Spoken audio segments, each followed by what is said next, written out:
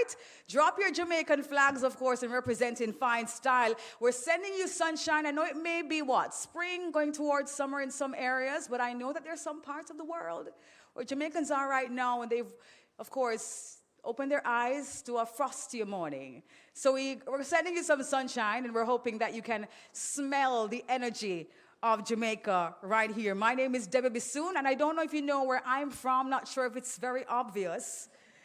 But about 2 weeks ago, when I was passing through immigration, the gentleman said to me, "But you don't look Jamaican." I was like, "Sir, say less.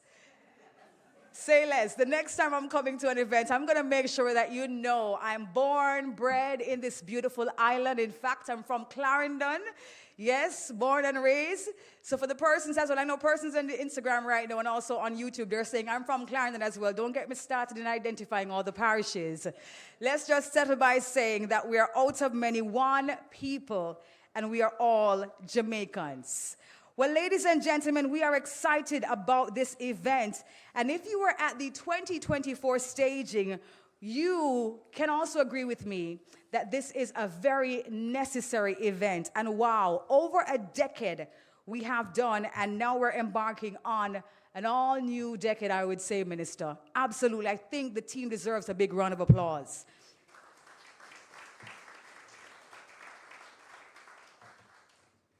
And so we go back. First convened in 2004, the Biennial Jamaica Diaspora Conference has evolved into the government's premier platform for structured high-level engagement with Jamaicans overseas.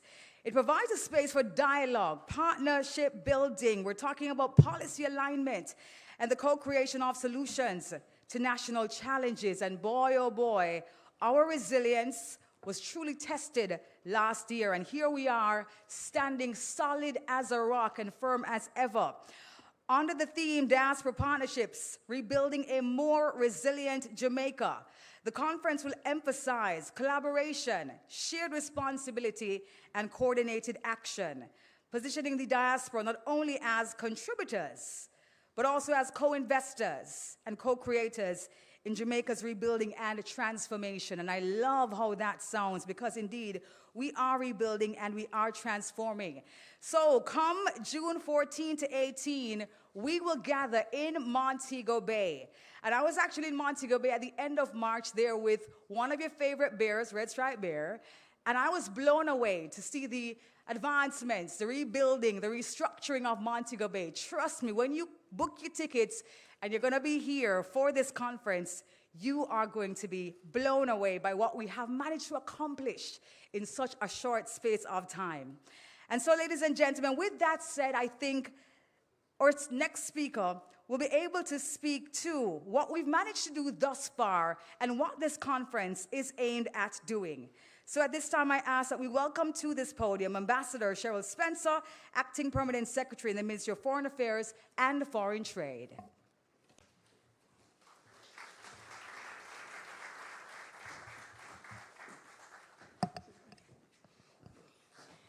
Thank you very much, moderator. And should I say I'm from St. Anne? Senator the Honorable Kamina Johnson-Smith, Minister of Foreign Affairs and Foreign Trade, Honorable Desmond McKenzie, Minister of Local Government and Community Development, Honorable Alonda Terrellong, Minister of State in the Ministry of Foreign Affairs and Foreign Trade, Senator Donna Scott Motley, representing the Leader of the Opposition, members of the Diplomatic Corps, Mr. Keith Levy, representing Honorable Earl Jarrett, Chief Executive Officer, Jamaica National Group and Chair of the conference, representatives of Legate Partners GraceKennedy and Victoria Mutual Group, permanent secretaries, heads of ministries, departments and agencies, other government officials, distinguished guests, ladies and gentlemen, and those joining online as well. Good morning. On behalf of the Ministry of Foreign Affairs and Foreign Trade, I wish to welcome all of you to the global launch of the 11th Biennial Jamaica Diaspora Conference under the theme Diaspora Partnerships, Rebuilding a More Resilient Jamaica. Today marks far more than the launch of the conference. It signals the continuation of a powerful enduring partnership between Jamaica and its global family, one rooted in shared identity, mutual commitment, and an unwavering belief in Jamaica's promise. Here at the Foreign Ministry, we are especially pleased and excited to host this launch for what we anticipate will be an extraordinary conference with you, our valued stakeholders. Diaspora engagement is not peripheral to our work. It is one of the key pillars of our diplomacy, which in turn supports the national development agenda. We are proud to be one of the leading nations in our diaspora engagement and policy. The Jamaica Diaspora Conference has, over the years, distinguished itself as Jamaica's premier platform for structured diaspora engagement. It brings together thought leaders, professionals, entrepreneurs, policymakers, innovators, and change makers who share a common purpose, that is, contributing meaningfully to Jamaica's growth and resilience. The outpouring of support from the diaspora after the devastating effects of Melissa cannot be overstated. As we prepare for the 11th staging, we do so with renewed energy and with a clear understanding of the moment in which we stand. We anticipate that the 11th Biennial Jamaica Diaspora Conference will be both impactful and transformative. And through meaningful dialogue, we anticipate the strengthening of strategic partnerships and positive outcomes that will extend well beyond the conference itself. The engagements ahead will undoubtedly build trust, inspire collaboration, and unlock new opportunities for shared prosperity. As we officially launch this global effort today, we do so with optimism and confidence in our people, confidence in our partnerships, and confidence in the enduring bond between Jamaica and its diaspora. Your support is critical to this effort, and I encourage you to immerse yourselves fully in the conversations and the connections that begin here today. May this launch set the tone for an outstanding conference, and an experience that paved the way for tangible successes in the months ahead. Once again, a very warm welcome to the ministry, and thank you for your commitment to shaping a future defined by unity, resilience, and shared purpose. I thank you.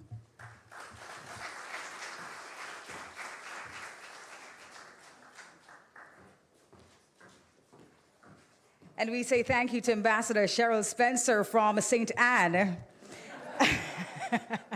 Acting Permanent Secretary here at the Ministry of Foreign Affairs and Foreign Trade. And yes, we are here inside. It's called Kingston Hall, here coming to you live from Kingston, Jamaica. We say thank you so much again to Ambassador. Indeed, renewed energy. And of course, we're looking towards the impact that this conference will have. It will definitely inspire collaboration for shared prosperity. There's so much to look forward to. And as I am going to be taking, for the persons who are online, I made a commitment this morning. I want to hear from you. So in fact, I just want to say good morning and welcome to Janice McIntosh, 9261.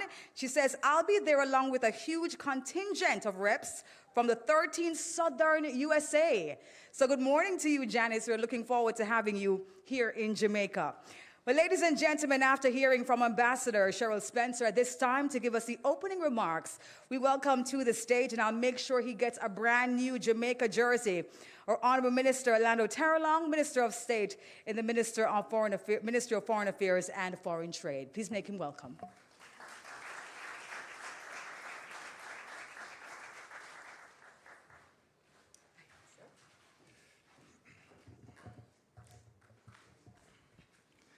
I'm looking in the room, and I think I have at least 100 witnesses, Debbie. So I'm looking forward to receiving that brand new jersey with my 100 witnesses present.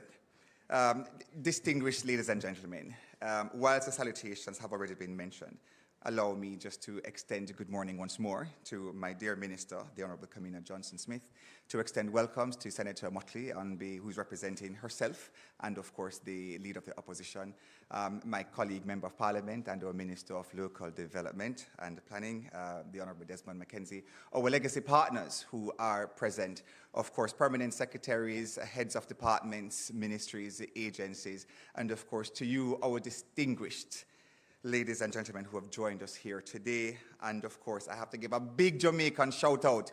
Welcome, good morning, welcome, all of those wonderful Jamaican greetings. Big up on yourself to our Jamaicans across the diaspora who are no doubt joining us online as we present this morning.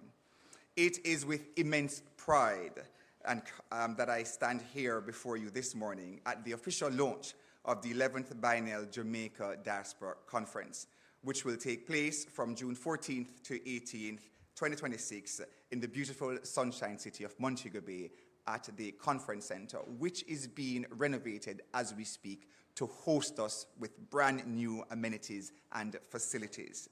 I warmly welcome each of you to this pivotal gathering where bonds of kinship and collaboration are renewed and strengthened in the service of our beloved Jamaica.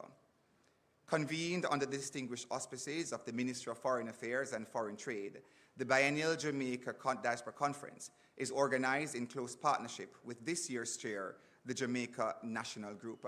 At this point, might I just pause to apologize for the absence of our chair, the Honourable Earl Jarrett.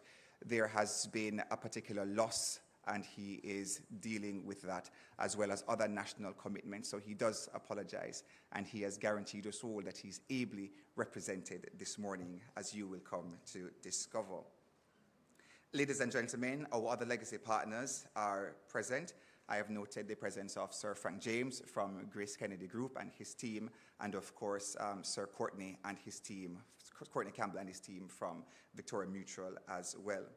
The biennial conference process stands as Jamaica's premier forum for constructive engagement with our global community, our partners and stakeholders, most of you who are indeed present, the global community, reaffirming the vital role of our diaspora in shaping Jamaica's future. Ladies and gentlemen, the 11th Biennial Jamaica Diaspora Conference is anchored by the theme, Diaspora Partnerships, Rebuilding a More Resilient Jamaica. This timely and visionary theme reflects Jamaica's commitment to sustainability and resilience in the face of global challenges. It underscores our shared responsibility to build a nation that thrives not only for today, but for generations to come. Your presence here today stands as a symbol of that partnership, of that vision to create a better, more resilient Jamaica. This year's conference assumes particular significance as it provides a platform to deliberate upon Jamaica's developmental course in the aftermath of Hurricane Melissa. The substantive program is meticulously curated to facilitate rich and meaningful exchanges on investing in Jamaica, which has been described as the Miami Herald as the mini superpower of the Caribbean, and which I like to describe as destination trade and investment. It provides an opportunity for discussions along key issues such as real estate, business, entrepreneurship generally, promoting social impact and volunteerism, fostering greater Jamaican identity and interconnectedness amongst our young people of Jamaican heritage across the diaspora, disaster recovery and reconstruction, as well as investments and partnerships as we chart the way forward in other areas such as education, agriculture, health, and infrastructure. The conference activities will also include a Thanksgiving worship service, an official ceremony with the Prime Minister, the Governor General's Diaspora Achievement Awards, vibrant cultural presentations, and the bustling marketing of goods and services, a marketplace intended to build you, build your brand, and build Jamaica. The conference will culminate with the Diaspora Day of Service, affording an invaluable opportunity for collective action and community upliftment. The conference agenda and the marketplace are designed to include the participation of ministries, departments, and agencies, NGOs, both local and overseas, Business communities, religious fraternities, other community organizations, the private sector, academia, and importantly, members of the diaspora, in a whole-of-society approach designed to foster inclusivity and mutuality. I am pleased to announce that registration for the conference is now open, with special early bird rates available to encourage broad participation. I urge all diaspora members, partners, and friends to seize this opportunity to engage, connect, and to contribute to Jamaica's future. The conference website provides full details, and our team stands ready to assist with your registration and inquiries. Ladies and gentlemen, I am further excited to share that this year's conference will witness a significant enhancement in the role of technology designed to make your experience more seamless and connected. We are proud to introduce AITIX Connect, a robust platform that facilitates easier engagement through integrated social handles and LinkedIn activities and connectivity, supporting meaningful networking among delegates and partners. Additionally, every delegate, sponsor, and exhibitor will benefit from the NFC RFID, the brand new radio frequency technology that will be linked to your wristband and provides for wristband pairing with cell phones, tablets, and so forth. This will enable instant information exchange and effortless cashless transactions at every vendor point. As we look to move Jamaica in a brand new era of resurgence, so too we look to technology. And this conference provides a meaningful display of the technological advancements available here in Jamaica and that will be offered at the conference. These technological advancements extend to end-to-end exhibitor management and advanced point-of-sale solutions, ensuring a smooth and secure environment for all participants. By embracing these innovations, we reaffirm our commitment to innovation, efficiency, and creating a dynamic conference experience to enhance connections. Together, we are setting a new standard for diaspora engagement, making participation simpler and more impactful to everyone, whilst also enabling all our stakeholders and partners to get real live data coming from the conference. Ladies and gentlemen, there will be extensive networking opportunities, interactive panels, and sector-specific sessions designed to foster collaboration and innovation. We look forward to welcoming participants from across the globe, united by the shared vision for Jamaica's progress, prosperity, and resurgence. As we continue on this journey together, I extend once more my heartfelt gratitude to each of you for your commitment to Jamaica. Your partnership is the cornerstone of our nation's resilience, renewal, and resurgence. Let us approach this conference with optimism, determination, and unity, confident that together we can rebuild a more resilient Jamaica for all. I thank you and look forward to seeing those of you present at Kingston Hall and those of you online across the diaspora and friends of Jamaica in Montego Bay on June 14th to 18th as we rebuild a more resilient Jamaica. I thank you.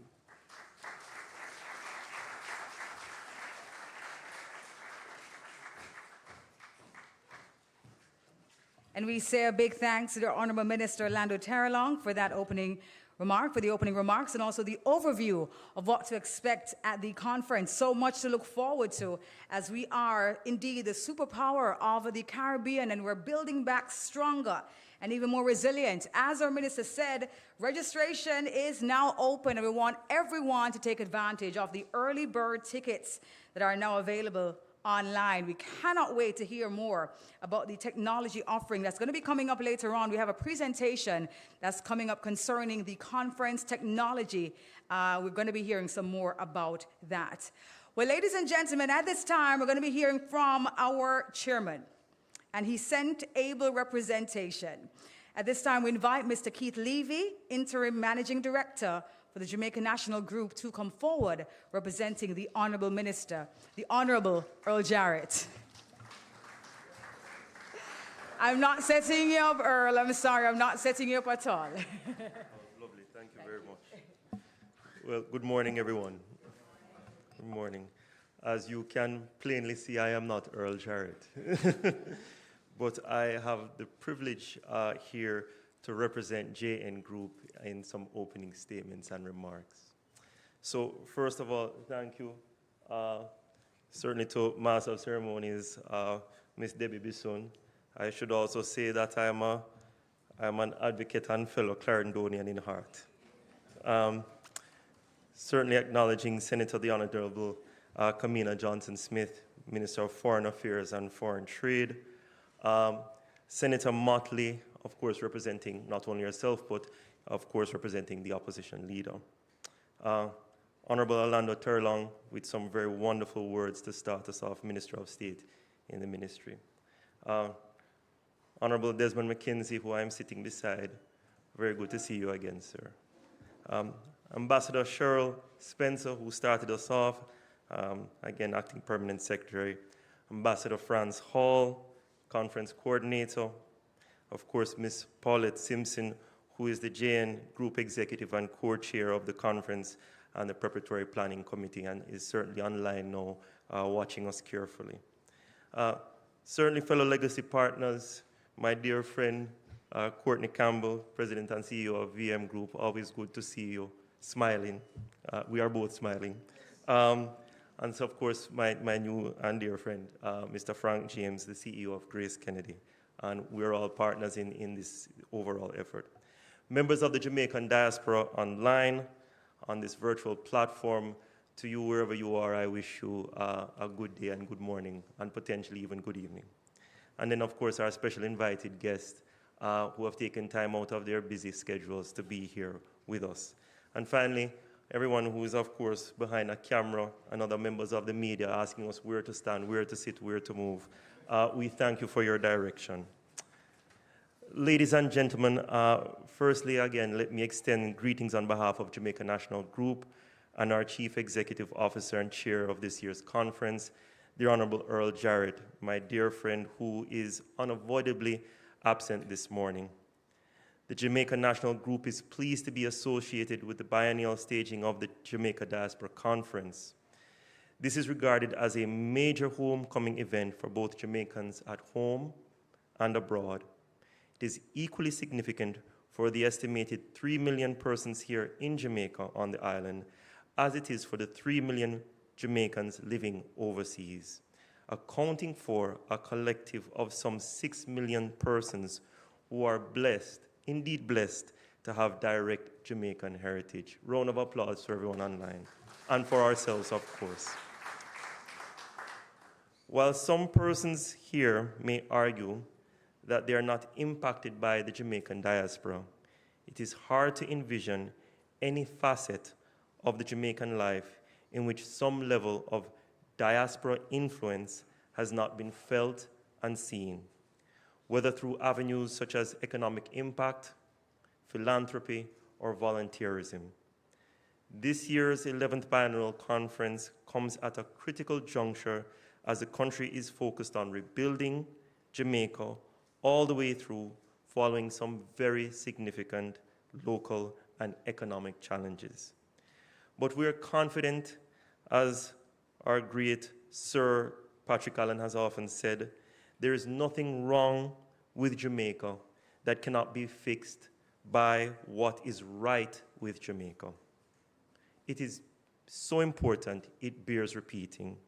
There is nothing wrong with Jamaica that cannot be fixed by what is right with Jamaica. And we have seen tangible demonstrations of this over the past 6 months. This year's conference will provide a forum, as Orlando has carefully pointed out, where ideas to advance this belief can be shared, investments can be encouraged, and partnerships globally can be established. And with all of this, we will further strengthen the resilience of our people, our island, and our business communities here and abroad. Discussions will also identify opportunities for collaboration and highlight the enormous projects that exist for expansion into various sections of the Jamaican economy. The preparation for the conference has been very, very thorough. Teams from the Ministry of Foreign Affairs and Foreign Trade, other government agencies, and the private sector have come together to create an impactful agenda around which there will be stimulating, thought-provoking discourse marshaled by expert presenters who will facilitate engaging dialogue thereafter. Even when I read this, I'm excited, okay? A critical component of the conference is the development of a plan with actionable and measurable outcomes that will enable accountability for the decisions made. The JN Group values the contribution of the Jamaican diaspora, many of whom are members of the broader JN family, and we continuously create avenues to engage them through the provision of financial services, remittances, and importantly by offering sound advice that impacts life-changing decisions. We also acknowledge the significant relationships we have forged with our members spread across 91 countries, and the dreams and aspirations we have brought to life for persons with goals of resettling on this beautiful island of Jamaica. As a group, we commit to continue to work with our Jamaicans overseas to improve the outcome for all Jamaicans, both here and abroad. Ladies and gentlemen, Conference 2026, as our dear friend Alana has pointed out, promises to be a great, great event. We look forward to seeing participants from around the world. The continued staging of this conference is an enduring testament to the fact that there are Jamaicans everywhere, who are willing and prepared to work together for Jamaica so that we can build back better. We anticipate that this conference will be forged with new eras of partnership and strengthen existing relations with our homeland and the members of our Jamaican diaspora. Thank you all.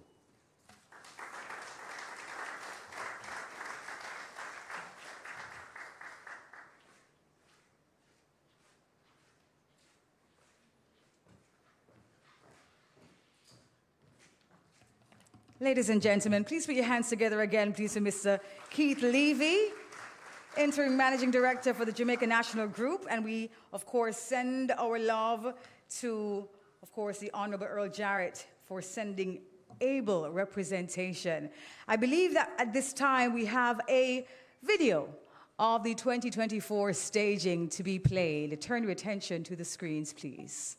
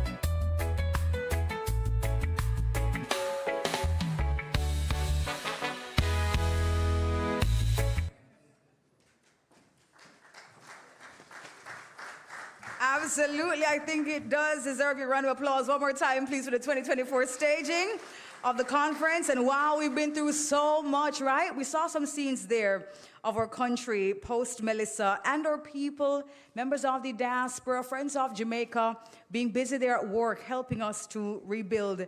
And listen, we are not just going to build back better. I've heard our Prime Minister say it, we're building forward stronger than ever before. And that's exactly what we're going to be doing with this conference. And with you being home, as you saw just now, the persons who came here in the 2024 staging, they were enjoying some good jerk chicken from the grill. Oh, nothing quite like it. Nothing quite like getting some food straight out of the bakery. Talking about the patty that you love so much. When you get it hot, you can't even, bite into it all at once. You get some fried dumpling that just come off of the fireside. Oh my gosh, I hope you booked your tickets because it's going to be amazing. June 14 to when? The 18th. There you go. Put it in your calendar. Well, I know after watching that video, our past conference chair and our next speaker must be feeling very proud of what came of it. Ladies and gentlemen, please help me welcome to the stage a legacy partner from the VM Group, CEO, Mr. Courtney Campbell.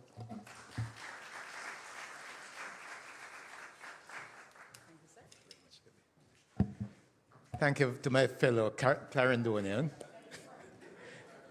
But I've actually lived in 4 parishes in Jamaica. Would you believe that? And Debbie, one little question. I thought that was jerk pork that I saw, no? Probably I was just hoping it's jerk pork. Senator, the Honorable Kamina Johnson-Smith, Minister of Foreign Affairs and Foreign Trade. Senator Donna Scott Motley, Honorable Alanda Terrellong, Minister of State. Minister Desmond Mackenzie, Ambassador Cheryl Spencer, Acting Permanent Secretary in the Ministry of Foreign Affairs and Foreign Trade, and other permanent secretaries who are here, other heads of department and agencies of government, fellow legacy partners, Frank James of GraceKennedy Group, and Keith Levy representing Earl Jarrett. But really good to have all of them be partnering with you. Distinguished ladies and gentlemen, I'm delighted to be accompanied today by my wonderful team from VM, Robert Lala and Dennis. Good morning, friends. How are you doing? Everybody airy? Good. There's really a good feeling to be part of this moment. And I mean that genuinely because the Jamaican Diaspora Conference is one of those spaces where you really see Jamaica for what it truly is. Not just a country, but a global community. So let me first of all acknowledge and congratulate the ministry team and all organizers, my fellow legacy partners, and all other sponsors and participants who continue to invest in making this wonderful thing happen. VM Group is proud to return as a legacy partner, and we don't take that role lightly. When you think about this conference, yes, it's about dialogue, policy, investment. All of those things are important. But at a more basic level, it's also about connection. It's about Jamaicans, wherever we are in the world, staying close enough to home to contribute, to challenge, and to help move the country forward. Over the past year, we have been reminded just how important that connection really is. After Hurricane Melissa, we saw real hardship in parts of the country, communities disrupted, families affected, businesses trying to recover. But in the midst of all that, something else stood out. We saw Jamaicans overseas step up quickly, without hesitation, and generously. Support came in many forms, from cash donations, shipping of essential items, to boots on the ground support. The response reminded us that Jamaica doesn't just end at our borders, and emphasized the value of nurturing bonds between our island home and its sons and daughters living across the world. Now, from a VM Group perspective, this is something we've always been very intentional about for a long time. In fact, we were the first Jamaican financial institution to establish representative offices overseas, specifically to serve the diaspora directly. We recognized early that if we're serious about engaging Jamaicans abroad, we have to meet them where they are. And that thinking continues to guide us today. More recently, we took another deliberate step with the appointment of Leighton Smith as our Group Chief Diaspora Markets Officer. Leighton brings deep experience from leading VM Finance in the UK to several other leadership roles across the group, and his appointment is really about focus. It signals that serving the diaspora is not incidental for us. It is something we are energizing and expanding in a very structured and intentional way. We've also introduced our VM Diaspora Hub at vmdiaspora.myvmgroup.com. That's a dedicated platform designed specifically for Jamaicans overseas. It brings together our products, services, and the support teams in one place, making it easier to stay connected and take action from anywhere in the world. Whether it's saving, investing, or moving towards home ownership in Jamaica, the hub is about ensuring our diaspora members remain fully plugged in to the opportunities here at home. And on the ground, we've recently opened a new, more conveniently located office in New York. So for those watching online, come and see us at 2700 Church Avenue, Brooklyn, New York. This new and improved building is designed to better serve our members, easier access, more comfortable environment, and a better overall experience. But beyond the infrastructure and the systems, what really stands out is the level of engagement. Today, I'm proud to say that approximately 24% of our residential mortgage portfolio are extended to members of the diaspora. Those are people borrowing to invest in homes in Jamaica, either for their own use or for investment purposes. And that for us is a powerful signal. It tells us that Jamaicans abroad are not just connected emotionally to Jamaica, but are actively investing in a future here, owning homes, building roots, creating generational wealth. And that is exactly the kind of participation we want to see continue to grow. And that's why platforms like this conference are so important. They bring the right people together. They create space for meaningful conversations. And more importantly, they create the conditions for action. You know, I'm so aligned with what Ambassador Spencer said earlier, that we look forward to a future marked by unity, resilience, and shared purpose. And so as we look ahead to coming together in June 14 to 18, my encouragement is simple. Come ready to engage, come ready to share, and come ready to contribute.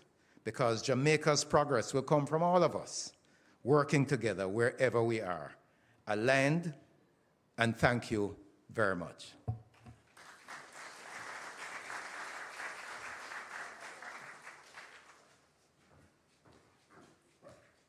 Ladies and gentlemen, Mr. Courtney Campbell, Chief Executive Officer of the VM Group. One more time for him, please.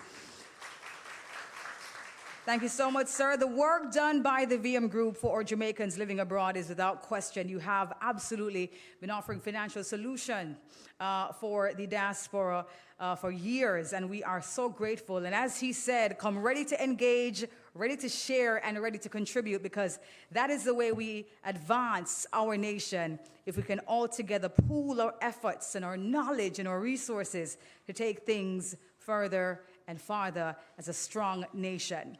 Well, ladies and gentlemen, we heard from one of our legacy partners, and now we're going to be hearing from another of our legacy partners, from the GraceKennedy Group. I know many of us opened that tin of Grace Aki this morning.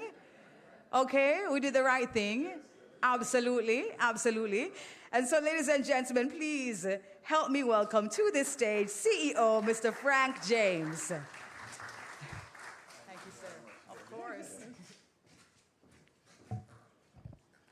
Yes, I hope you're enjoying your ackee and saltfish this morning. Grace Aki. Thank you, Madam MC. And Madam MC, I'm not going to let Manchester be outdone, right? So Manchester is in the house. All right. So neighbors. It is always wonderful to be here at the ministry, so thank you very much, Minister, Senator, the Honorable Kamina Johnson-Smith, for your welcome here. And of course, Honorable Alanda Terrellong, great to be here. Senator Scott Motley, wonderful to see you. And all the distinguished ladies and gentlemen, good morning. It is a pleasure to bring greetings on behalf of the GraceKennedy family as we mark the official launch of the 11th Biennial Jamaica Diaspora Conference.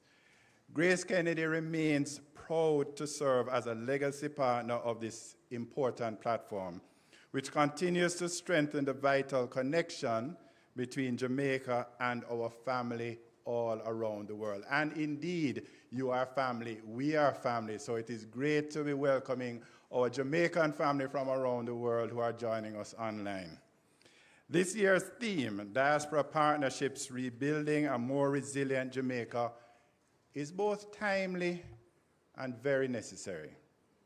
In recent times, we have been reminded quite starkly of the growing impact of climate change on small island states like ours. Hurricane Melissa was a powerful example.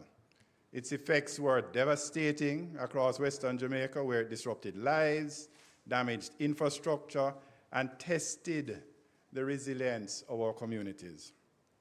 But you know, in the face of that challenge, I also saw something truly remarkable. I saw that the power of togetherness is a force stronger than any hurricane. The power of togetherness is a force stronger than any hurricane. And so through partnerships, the Jamaican diaspora rallied around their family and friends back home in an extraordinary way. Whether it was financial support, supplies, advocacy, or coordination of efforts across borders, the diaspora helped to deliver immediate relief and support the early stages of recovery. That response made a meaningful difference to thousands of lives, and it is a reminder of what is possible when we work together.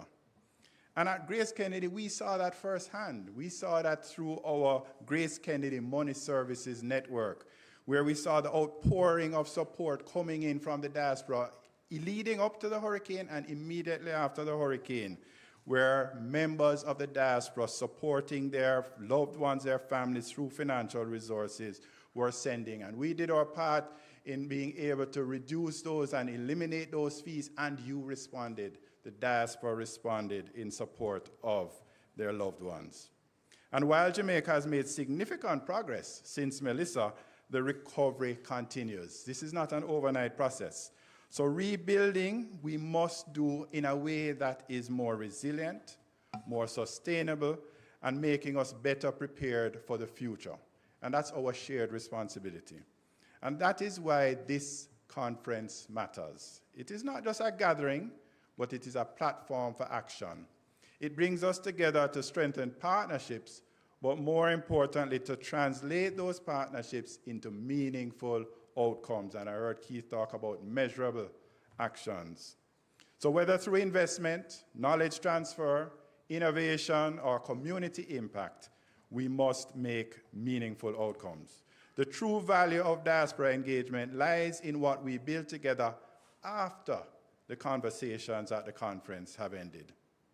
Climate resilience is not just about responding to disasters, it is about how we build, how we invest, and how we operate every day. It requires stronger infrastructure, smarter agriculture, more resilient supply chains, and collaboration across borders. At GraceKennedy, this is something we are actively working towards. Across our own operations, we have been strengthening our resilience through investments in alternative energy solutions, helping to reduce our dependence on traditional power sources, through the deployment of satellite internet connectivity, both of which prove critical in maintaining operations and communication in the aftermath of the hurricane. We have also been reinforcing our business continuity planning, ensuring that our teams are prepared to respond quickly and effectively in times of disruption. And this is key because it includes training and having clear protocols for our people and supporting them, not just in terms of what they need to do, but in terms of their own mental and emotional preparation for these kinds of events. And I was personally very moved in going around the island immediately after the hurricane and seeing members of our team who came out even in the midst of their own devastation. And when asked, how come you are here, they said, we need it to support the community. And that's what partnership is about, being able to come out and support one another. And so we look forward to working with the diaspora as we continue to build this community. These are some of the practical steps, but they are also part of a broader shift, building systems that can withstand shocks and recover quickly, because we are in a world where we're moving from one crisis to the next. The diaspora has a critical role to play In accelerating this transition, your expertise, your global perspective, and your willingness to invest and engage can help Jamaica build smarter, stronger, and more sustainably. This is an opportunity to ensure that we are engaging the full diversity of our diaspora, different generations, different professions, different sectors, all coming together so that the impact can be even greater.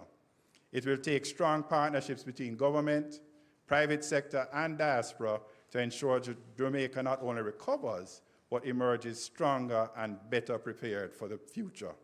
Because the truth is, no single person or group can do this alone. We have already seen a powerful example of what kind of partnership can look like with the government of Jamaica's announcement of a historic $6.7 billion in reconstruction package, assembled with the support of international financial institutions to help rebuild over the next 3 years. This represents a big opportunity to reset and strengthen critical systems and infrastructure. And it comes with great responsibility because it has come at a high price. We had to pay a very high price in the form of infrastructure, lives, well-being, families to get this. So we cannot waste this opportunity that has been afforded us. As a company with Jamaican roots and a global reach, GraceKennedy is fueled by the strength of the diaspora, by the strength of you, our diaspora. And we pursue our vision of becoming the #1 Caribbean brand in the world built on that fuel of our diaspora. Your continued support through your engagement with our products, our services, and your connection to home is a critical part of who we are as a company. At the same time, a strong and connected diaspora benefits Jamaica in even broader ways. By strengthening your own businesses, building your networks, and supporting each other in the markets where you live and work, you are creating that opportunities that extend back to Jamaica through investment, trade, and knowledge sharing. So a strong diaspora is good for Jamaica, and so we want throughout this conference for you to also find opportunities to build and strengthen the diaspora as we build and strengthen Jamaica. As we prepare for this 11th staging, I encourage all involved to engage fully. Bring your ideas, share your expertise, and identify practical ways that we can work together to build a more resilient Jamaica. Let us use this moment not just to reflect, but to act in the interest of Jamaica, land we love. Thank you.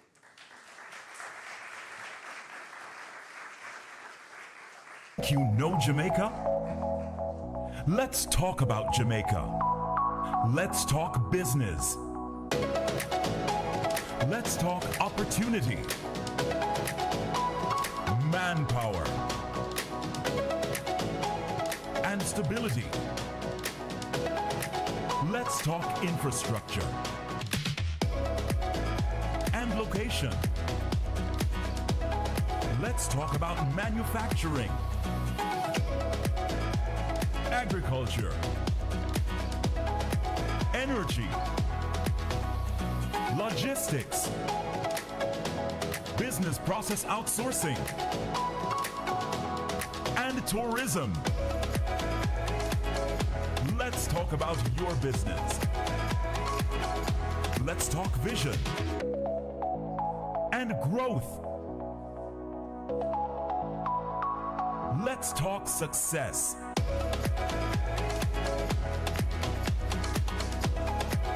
Now you know Jamaica. Enough talk. Let's do business. Do business, Jamaica.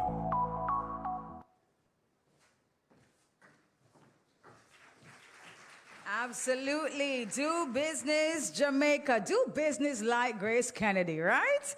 Put your hands together again, please, for Mr. Frank James, CEO of GraceKennedy, and of course, a gentleman from Manchester. Somebody said over there earlier on, boy, Clarendon getting a whole heap of big up.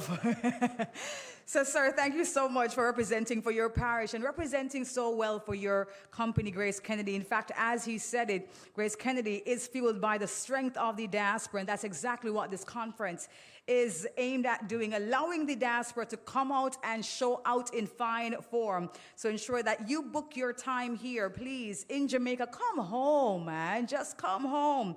And let's rebuild this amazing country as a more resilient one as we look forward to a great, grand future for the next generation. And in fact, this generation as well. Let's enjoy it while we are here. Ladies and gentlemen, we're going to be hearing at this time an endorsement for the conference. This one comes from the National Identification and Registration Authority, NIRA, and we have with us Ms. Nicole White, Marketing and Planning Manager. Please make her welcome.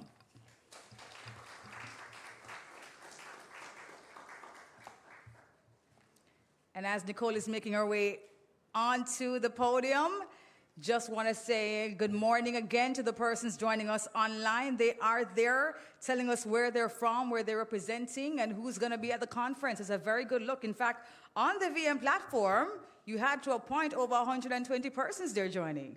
So that's very good. That's very good. So thank you so much for the persons who are joining us via VM's YouTube page and also JIS. Do we have Ms. White with us? Mrs. White? She's probably not in the room at this time, but we will try to get her here shortly. All right, well, ladies and gentlemen, our Honorable Minister of State in the Ministry of Foreign Affairs and Foreign Trade, he made us very excited earlier on, talking about the technology of the conference, and I'm very excited to hear more. So at this time, I invite from Optimity Group, Mr. Mario Sparks, who's going to be talking to us about the conference technology. Please make him welcome.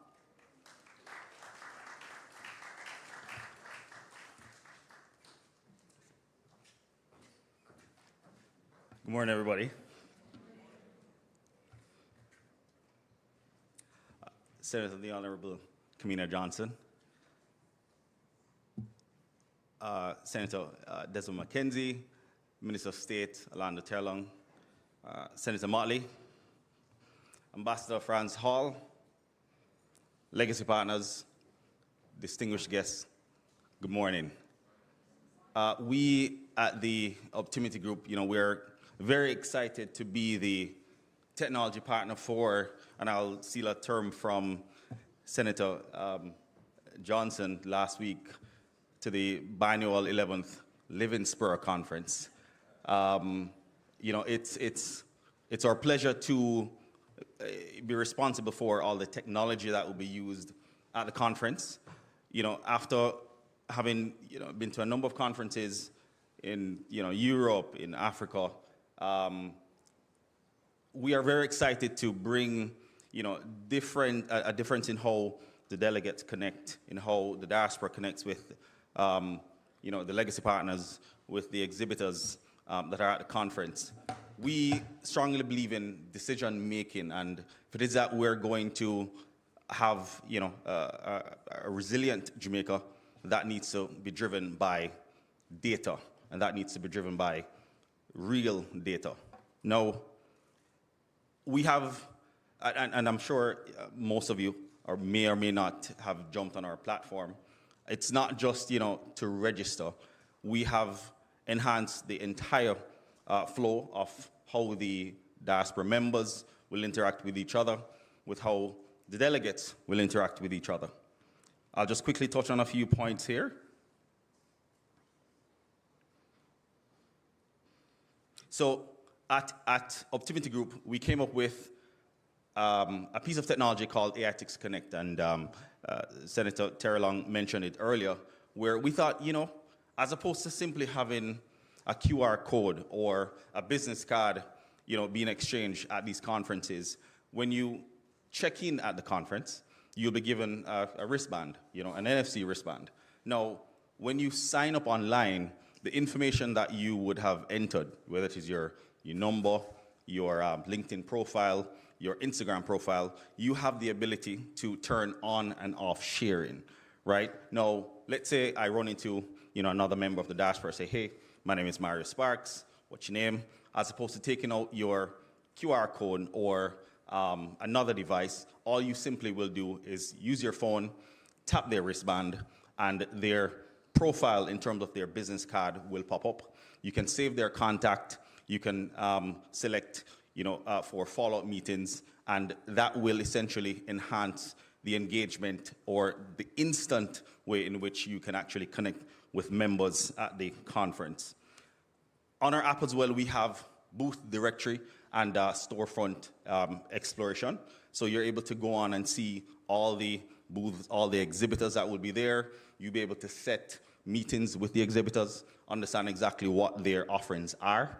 And, before you actually see who is there, sort of plan what your meetings could be or who you are interested in, right? We have, of course, our meeting scheduling portion of the app, which shows which meetings you may be assigned to, meetings you might be interested in. So as opposed to, looking at a static agenda, you're able to see that nicely from our portal. We have something that we thought was pretty cool, which is Connect Suggest. Now, how many times have you been to a conference? You run into somebody in the morning. They may not have an offering that you are interested in, but you run into another individual in the afternoon, and you say, you know what? I think these two persons should meet. So you go in the app, and you place the first name, or you search the first name of the first person you would have met, and then you place the second name of the person you would have met in the afternoon, and you select Connect Suggest. It sends out a notification to both persons to say, hey, I think you guys should meet based on your offering and based on the conversation that I would have had with the other person, right? So we're adding different features to essentially make the whole connection process a little bit more seamless. Now, how many times have you been at a conference and you're sitting and you're listening to a presentation, but you may be shy to get up and ask a question? You may have a question, but you're not quite sure exactly how to phrase it. You can simply sit on your phone, on our app, send a question which will be managed by an administrator. That question will be approved, and then it is pushed to the moderator on stage. So your question now can be asked amongst the panels, right? So it's there to increase, interactions. You can also do live polling of sessions or for exhibitors that are at the conference, right? Is everybody following? All right. We have also enhanced or the B2B offering that will be at the conference with something that's called Tap Suggest. Now, you walk up, say, for example, you walk up to a booth, because all your, and by the way, we are GDPR compliant, if anybody's wondering. You walk up to an exhibitor booth, you have your wristband on. What the exhibitor will simply do is tap your wristband. When they tap your wristband, it autofills who you are, and it's using our AI that is built into the platform. It starts to give you talking points or questions to ask the attendee. So the idea is to shorten the sales cycle. Now, let's say, for example, I am there and I have visited Scotiabank, I visited Sagicor, and I'm now at the JN booth. When I tap my wristband, it comes up and it says, hey, Myra Sparks, CEO of the Optimity Group, he visited Scotiabank, Sagicor, he's probably interested in a loan, right? These are the questions you should ask him. These are probably his interests. Does that make sense? So the idea is to ensure that the delegates and the exhibitors are able to seamlessly, or the delegates, the exhibitors are able to understand clearly and to cut through the weeds and cut through the unnecessaries to get you right to the point, because the whole idea of the conference is to build the connection and to actually close deals and convert those into opportunities, right? We also have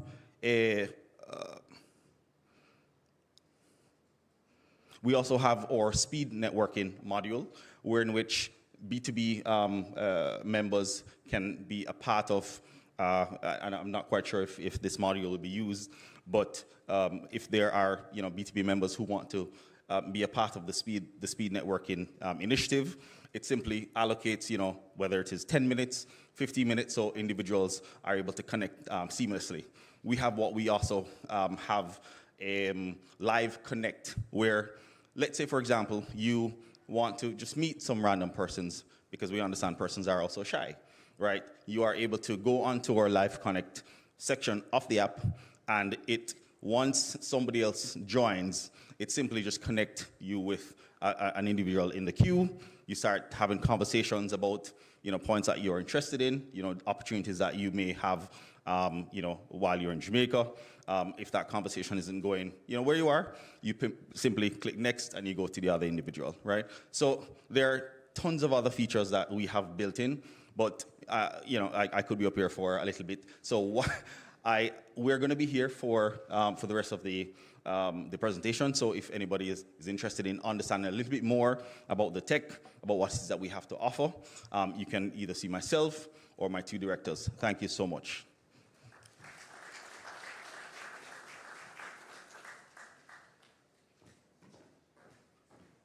Incredible. Ladies and gentlemen, can we just show appreciation one more time, please?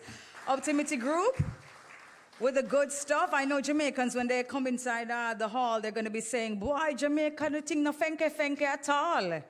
The thing turn up. Wow. We have come a long way, really. We're so excited about what we're hearing here. And I especially love the tap suggest, and there's a speed networking for B2B. You're saying, Mario, that you're not sure that people will take advantage of it. Oh, I think that they will for sure. That's going to be a real winner for the conference. So we say thank you so much again to Optimity for providing that solution. Now, ladies and gentlemen, we're here for the conference. You have so much to expect. You've been hearing it all morning long. We are the country of jerk chicken, jerk pork, Mr. Campbell, for sure. Yes, we are. Grace Aki, and so much more. We are the country, of course, of great music. And so we would definitely have some music for you. At this time, we're going to be making way for a saxophonist who's very, very, very talented. One of the things that we love about our Jamaican people is just how talented they are, and they continue to blow our minds every time we see them perform live, and he's about to do just that. He, of course, is one of the island's finest saxophonists. The budding musician developed his talents through his tenure at the Alpha Boys School in Kingston, where he was taken under the wings of Winston Sparrow Martin at a tender age of 7. And here he is this morning to give us great music. Please welcome to the stage Mr. Cadon Music.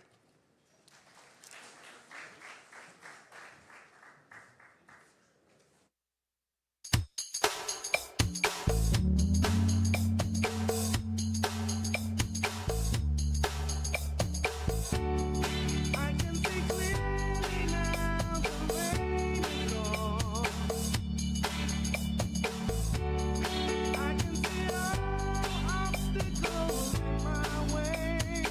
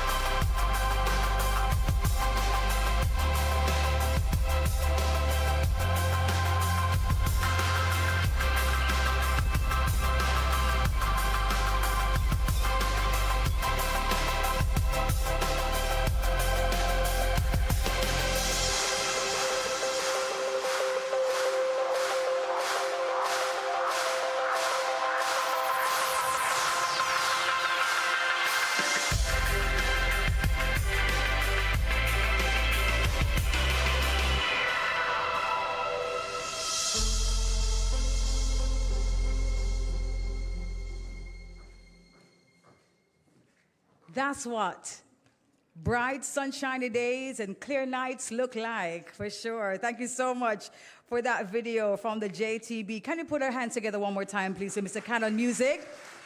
Cannon, I'm like, well, you haven't played a Barry's Hammond, Cannon. Come on. Well, thank you so much for your presentation. Ladies and gentlemen, our keynote speaker. There's so much to be said, but I'm sure she's going to have all there is to say. As we've been saying from we started this morning, the Jamaican diaspora falls within the purview of the Ministry of Foreign Affairs and Foreign Trade. And since assuming responsibility, our senator has presided over 4 biennial Jamaica diaspora conferences, and I think that deserves a big round of applause.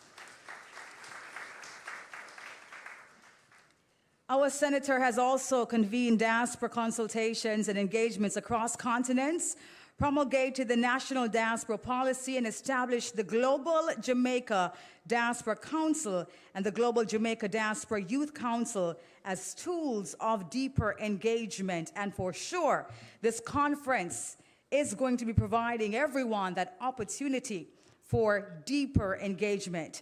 Ladies and gentlemen, I ask that we put our hands together. Let's welcome to the podium at this time our keynote speaker, Senator the Honorable Kamina Johnson-Smith, our Minister of Foreign Affairs and Foreign Trade.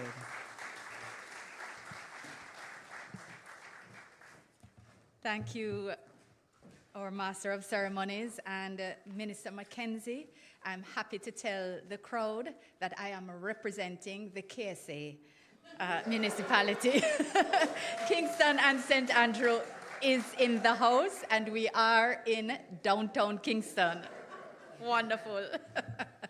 But on behalf of Minister Terrellong, Acting Permanent Secretary Spence, and the entire Ministry of Foreign Affairs and Foreign Trade team, I want to greet and welcome my Senate counterpart, opposition counterpart, representing the Leader of the Opposition, Senator Scott Motley, and my dear Cabinet colleague, Minister Desmond Mackenzie, who has many links to our immediate surroundings. Want to welcome you and thank you very much. Want to welcome also our chair, our legacy partners, Dean and members of the Diplomatic Corps, other permanent secretaries who are present today, other representatives of ministries, departments, and agencies, members of our Global Jamaica Diaspora Council and our Global Jamaica Diaspora Youth Council, members and representatives of other diaspora organizations, all joining us online, members of the Jamaican family, good morning. It is really my very, very, very great pleasure to welcome you today as we officially launch the 11th Biennial Jamaica Diaspora Conference to be held at the Montego Bay Convention Center at in the beautiful city of Montego Bay, 14th to the 18th of June this year. So we will celebrate Diaspora Day together in Montego Bay under the timely and powerful theme, Diaspora Partnerships, Rebuilding a More Resilient Jamaica. We have been through a lot over the past few years. A once-in-a-century pandemic, fallout from geopolitical conflicts, significant damage from unusual weather events, both droughts and flooding. And then we had 2 record-breaking hurricanes in back-to-back years. We've been able to navigate these challenges for many reasons: fundamental reforms, strategic management, the assistance of international partners, and indeed, the support of our diaspora family. The challenges we face now are, as the young people would say, next level. Damage and losses associated with the passage of Hurricane Melissa are at an estimated $1.952 trillion, 12.2 billion United States dollars. Thousands of homes and businesses, entire towns and communities destroyed and requiring reconstruction and, in many cases, relocation. Loss and damage of a scope, scale, and value that we quite simply as a country have not experienced before. A lesser country might be broken. A lesser country might be broken. We, however, as a country, are committed to not only recover resilience and reconstruction, but we are committed to finding the opportunities located within the challenges thrown up by Melissa. And we know this commitment is shared by Jamaicans at home and abroad, because the most amazing part of being Jamaican, and there are many things, there are many reasons. We could do a list, but it would take a long time. But the most amazing part is the resilience of the Jamaican spirit.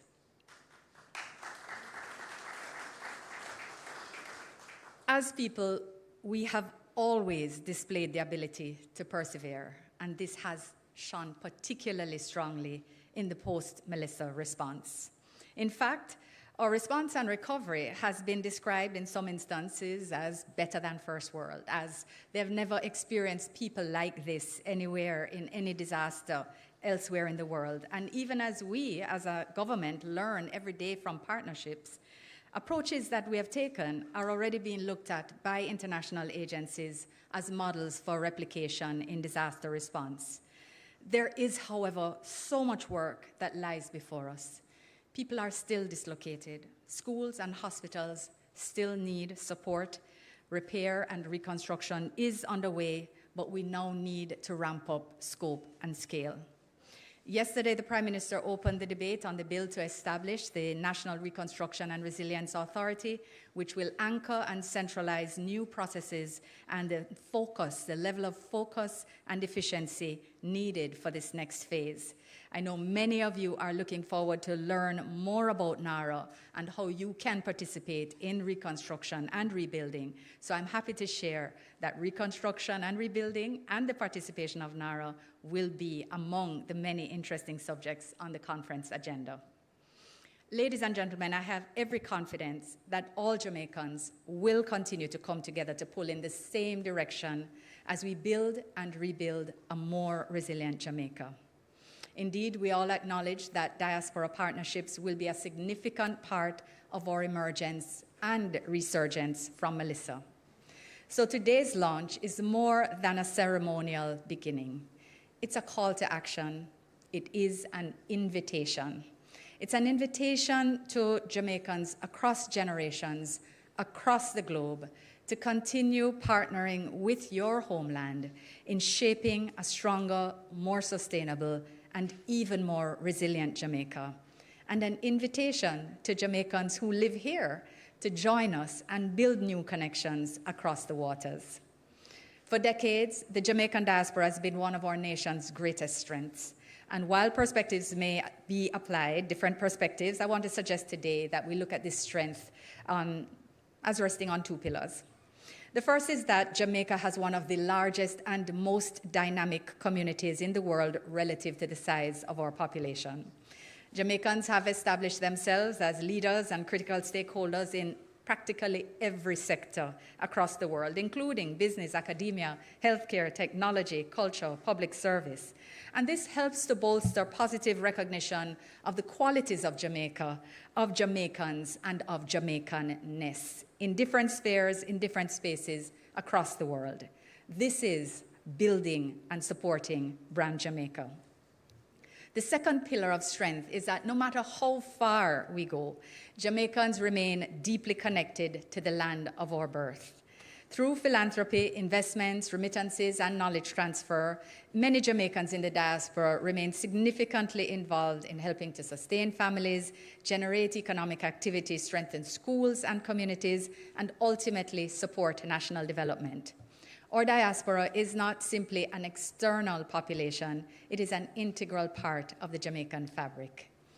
For these and other reasons, diaspora engagement remains an important pillar of our foreign policy, and the diaspora itself, the Jamaican community overseas, remains one of our most important partners.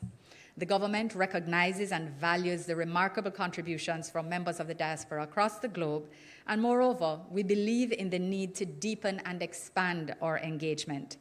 Recognizing that the diaspora is not homogeneous, has different needs, different desires, and interests in how its members connect with Jamaica as their home country.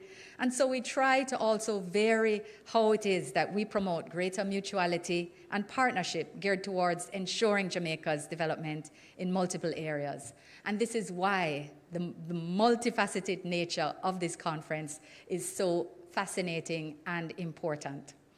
I would, however, like to just briefly reference some areas of direct partnership. For example, under the Ministry of Health and Wellness's Adopt a Clinic initiative, started in 2017, 59 health centers across Jamaica were adopted, and 37 of those by diaspora organizations, providing funding and technical support to strengthen community healthcare services. But now we look at the fact that Melissa has damaged 65 health centers out of the 101 that exist. So work is underway to assess them fully and to look at how partnerships can enhance the already excellent work undertaken and how programs currently in place can be adjusted in order to take note of what lies ahead. Diaspora partnerships have undoubtedly also contributed to capacity building in education and public safety. Collaborative programs facilitated through diaspora networks have also provided professional training for teachers and correctional officers. The list goes on. In the spirit of mutuality, the government's Jamaica Diaspora Engagement Model for National Development, the JADEM app, creates platforms through which diaspora entrepreneurs, philanthropists, and professionals can share their own expertise, support their own endeavors within their communities, and contribute to investment and innovation as amongst the community, supporting each other. May I express once again, however, on behalf of the government of Jamaica, our appreciation for the amazing expressions of solidarity by the diaspora in the aftermath of Melissa. It cannot be overstated, as Ambassador Spencer stated earlier. Many of you journeyed from far and wide. You left your work and came home. You went to the disaster zone. You rolled up your sleeves and you involved yourselves in rescue operations, logistics coordination, community outreach, and the earliest stages of rebuilding. Many of you gave cash and kind directly from the heart, from the small to the large, directly to relatives and communities, and of course, through the Support Jamaica platform. Many of you rallied to answer the call for and by our diplomatic and consular missions overseas. And even as we acknowledge that there is still so much to be done, it is so heartening and so heartwarming to know and to have witnessed your love and commitment, which never fails. We say once more, thank you.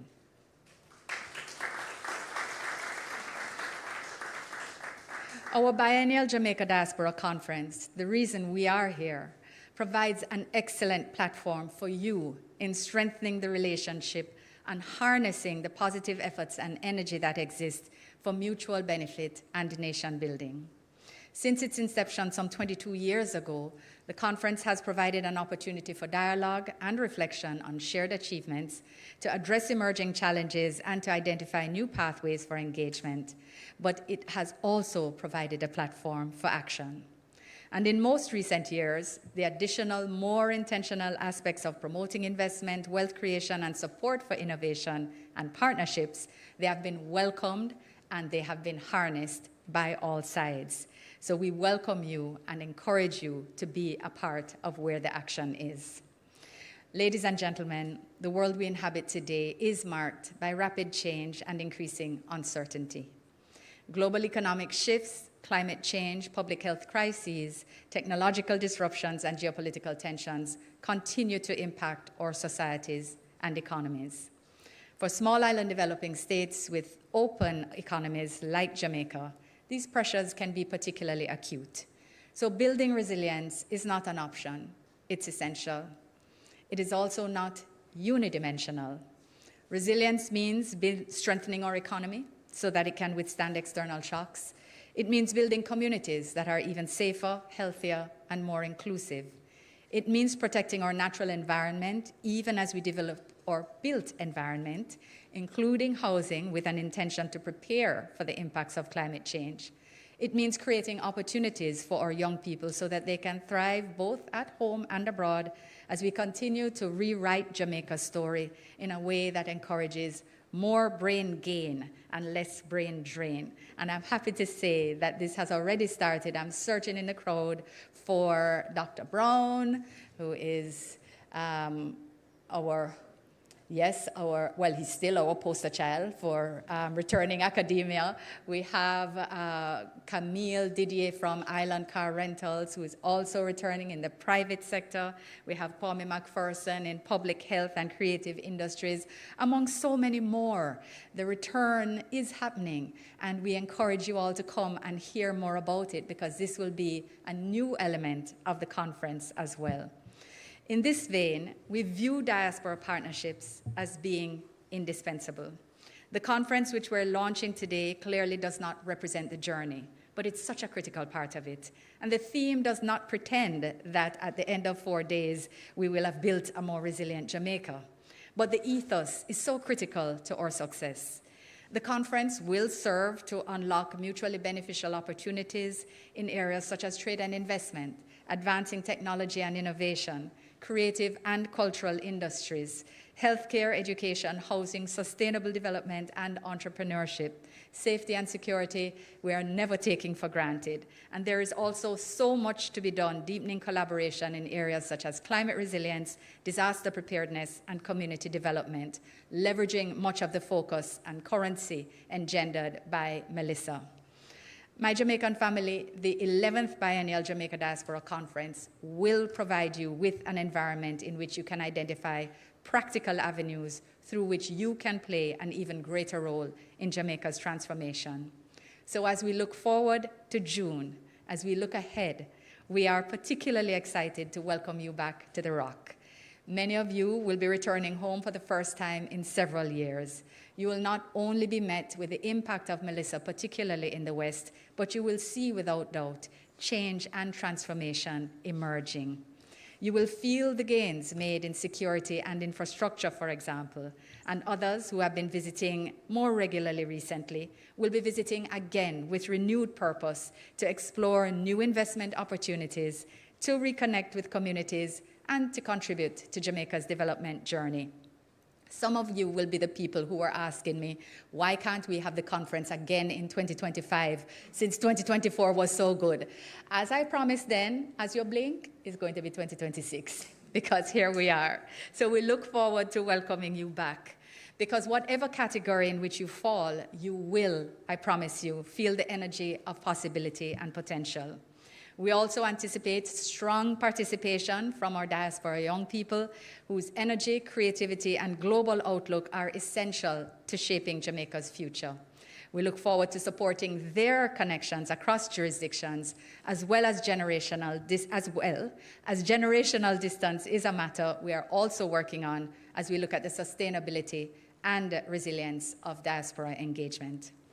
Ladies and gentlemen, I hope you'll permit me to just take this opportunity to acknowledge the many individuals and institutions that are working tirelessly to organize this conference, including Jamaica National as conference chair, our two other legacy partners, VM and the GraceKennedy Group, our new partners who are on board, those who have committed more money than they originally promised initially, and we encourage others to buy in and lean in to this concept.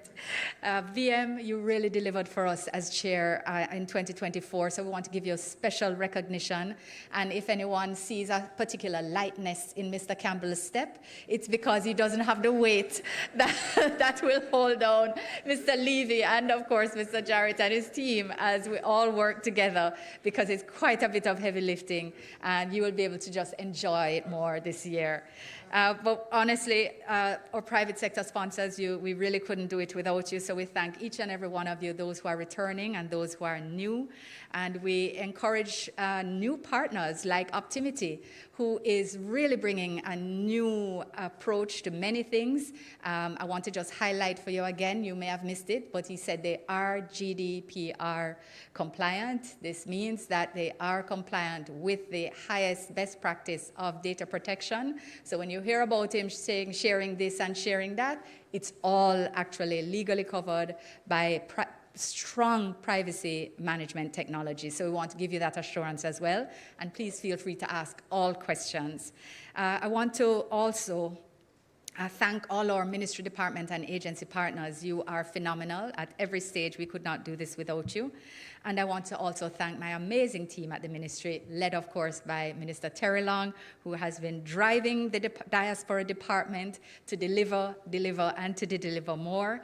Your dedication reflects the spirit of partnership, all of you, that lies at the heart of Diaspora engagement. So to our Jamaican brothers and sisters around the world, I again extend a special invitation to you. Come home and join us for the 11th Biennial Diaspora Conference. To every Jamaican here and everyone that is interested in partnerships and in making new connections for business, the creative and cultural industry, philanthropy, or indeed any of the subjects to be discussed, we're inviting you to visit the app, to visit the site. Details are going to be emerging as we roll out all the information to you. You may be surprised at the prospects that arise in things that you didn't even anticipate or contemplate when you decided to come. So just come, because it will be beyond expectations. The opportunity to share your ideas, your expertise, and your vision for the future of this country is being offered by this conference. And the opportunity to build your brand is being offered at this conference. By doing so, you not only build your own business, build your own personal business, but you also play an active part in building and rebuilding a Jamaica that is stronger, more resilient, and more prosperous for generations to come. The challenges we face as a nation are real, but so too is the Jamaican spirit, and so too are the opportunities waiting to be grasped. With the combined strength and creativity and commitment of Jamaicans at home and abroad, there is no limit to what we will achieve together. So as we launch this conference today, let us reaffirm our shared commitment to partnership. Let us continue building bridges between Jamaica and her global community, and let us work collectively to rebuild and indeed reimagine a truly more resilient Jamaica. I thank you all once more.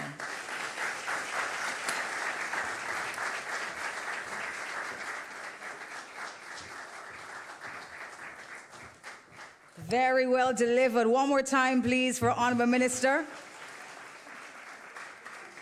Absolutely. Let me tell you, man, that saying Jamaican people will lick about with Talawa, or Talawa was tested last year, right?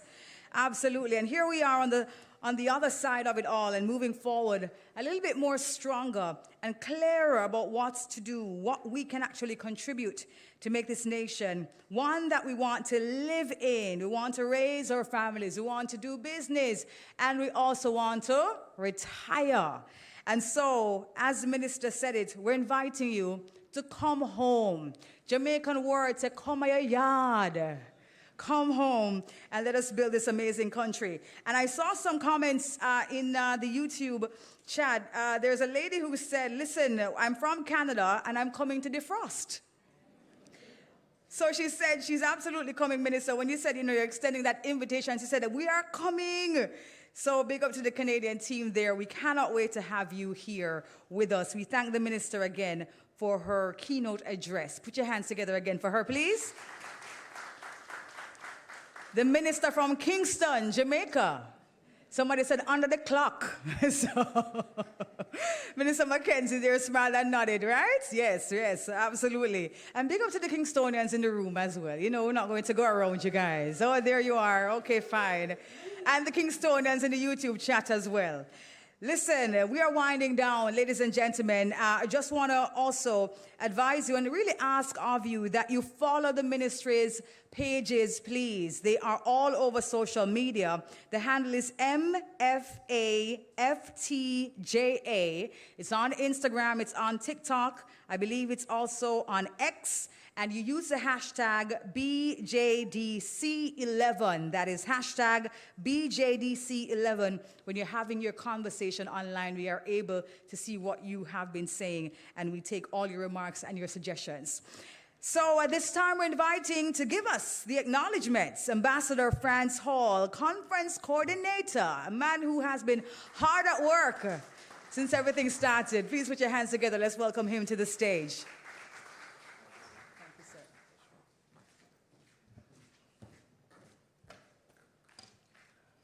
I'm sorry, I'm still very old school with my paper and folder. Good afternoon, ministers, senior government officials, excellencies, ladies and gentlemen. As you heard, my name is Franz Hall, and I'm serving as conference coordinator for the 11th Biennial Jamaica Diaspora Conference. Of course, my task here is to give the acknowledgements and the vote of thanks, but certainly I cannot do it as eloquently as Minister just did, but I'll give it a go in any case. Certainly, if you had not planned to attend the Diaspora Conference before this launch, I think you would have to reconsider based on the statements and remarks that we've just heard from Minister and the speakers that have gone before her. I thank Minister or ministers and our Acting Permanent Secretary, Chair of Conference, and other speakers for sharing their thoughts with us this morning and making it clear why attending the 11th Biennial Jamaica Diaspora Conference is a must. To other participants in the program, Bruce Fletcher, thank you for your words of invocation, speaking to unity. And of course, Ramon Gordon, if you need a manager, I'm available. That rendition of the anthem was really excellent. Minister, I didn't know you had such talent on staff. The support and involvement of other ministries, departments, and agencies, of course, are critical to ensuring the success of conference. We thank ministers, permanent secretaries, and heads of departments and agencies for your partnership, your expertise, your time, your staff, importantly, and your commitment to the conference process. To our legacy partners, Jamaica National, who is current chair, GraceKennedy Group Limited, the VM Group, you have stood with us from the beginning, and your service to country through your extraordinary support of the conference over these past 22 years reflect an unshakable commitment to national development. To other private sector partners, you heard the invitation from Minister Johnson-Smith. We look forward to your partnership. We appreciate your support and look forward to cultivating a mutually beneficial relationship sustaining into the future. A key partner, of course, in this entire process is the diaspora, and your continued motivation to help build Jamaica underscores the fact that Jamaica is a country that extends far beyond the confines of geography. I also acknowledge you, the attendees to the launch in person and online, for spending part of your Wednesday morning with us, now early afternoon. We hope you found this engaging, informative, inspiring, and that it will serve as a call to action to register and support the conference. And of course, our excellent Master of Ceremonies, Debbie Bissoon, who has taken us on a journey this morning. Thank you so much. Kingston and St. Andrew, by the way. But thank you so much for getting us in the mind and in the vibe to come home and to support the Diaspora Conference. Of course, through dialogue and engaging with Jamaicans from all across the globe, the conference represents a unique model of partnership and presents opportunities to positively affect the development of our beloved country. We thank you for your support and look forward to seeing you at the 11th Biennial Jamaica Diaspora Conference in June. The conference website is up, and that website is bjdc.mfaft.gov.jm. Please visit, please register, and we look forward to seeing you in June. Thank you so much.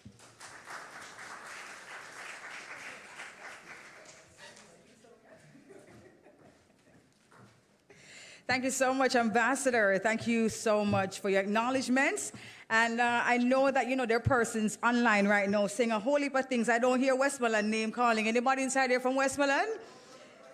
Westmoreland. Oh, there we go. Online audience, there's one person inside here from Westmoreland. Well represented. Thank you so much.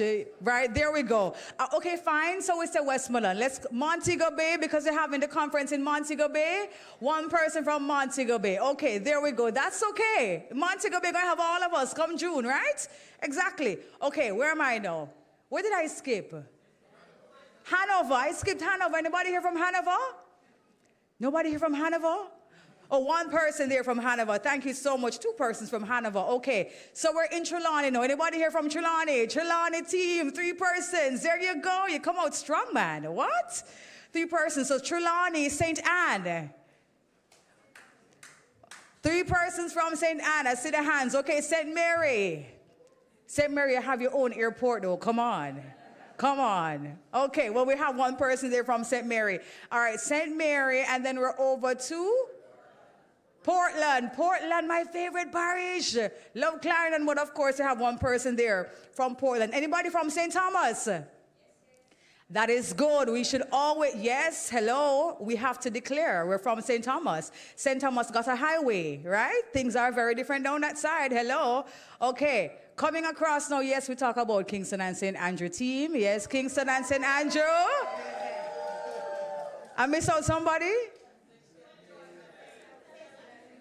St. Andrew, sorry. There is a distinction. She said Kingston, so represent for Kingston, woo, and then St. Andrew. Right. There is a difference. Okay, St. Catherine. Two persons from St. Catherine. Let me be specific. Can I say Portmore? Okay, well, there, see there, Minister Terrellong, of course, representing in fine form. I said Clarendon already. I'm going to say it again. Clarendon. There we go. Mandeville, Manchester peeps in the house. That's what it's all about. St. Elizabeth. Okay. I think I cover everybody, right? Okay, good. Jamaicans at home and abroad. Now, that's what it's all about, man. Please book your tickets. Get here June 14 to the 18th here in Jamaica, Montego Bay, for this amazing conference. Again, we just want to remind you, we'll have a high-level opening ceremony and keynote address. There's also sessions featuring national and international leaders. We have a thematic breakout session where there'll be several of them for in-depth dialogue and solution building. There'll be business and investment forums, government at your service interface. You'll be able to fast-track so many services there on location in Montego Bay. There's also the marketplace for Jamaican goods and services, cultural showcases highlighting resilience and national identity. There's also the Day of Service, enabling participants to directly contribute to rebuilding efforts in affected communities. You cannot afford to miss it. And that, ladies and gentlemen, brings us to the end and the conclusion of this launch event. But for sure, we are going to be in Montego Bay come June 14 to 18. It has been my pleasure. My name is Debbie Bissoon. Have a bonononos rest of day. Blessings. Thank you.